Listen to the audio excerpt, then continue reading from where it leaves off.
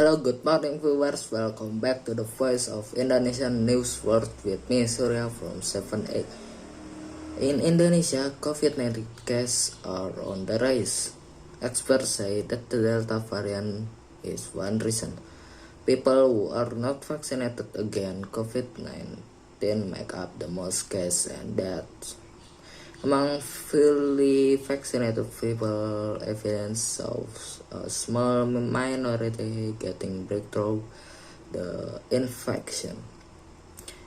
In medicine, a breakthrough infection happens when a virus breakthrough the barrier a vaccine provides. In part of India, a second wave of coronavirus infection is causing the health system to fail. Overwhelmed. The capital city of Delhi has the highest daily case of infection. Hospital beds are full, medicine oxygen are in short supply, burial places are running out of space.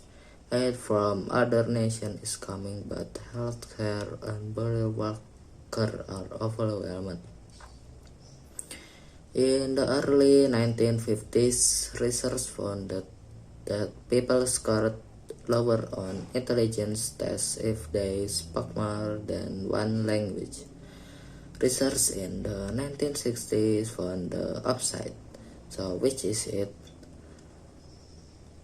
Research presented their newest studies in February at a meeting of the American Association for the Advancement of Science. The latest evidence shows that being bilingual does not necessarily make people smarter.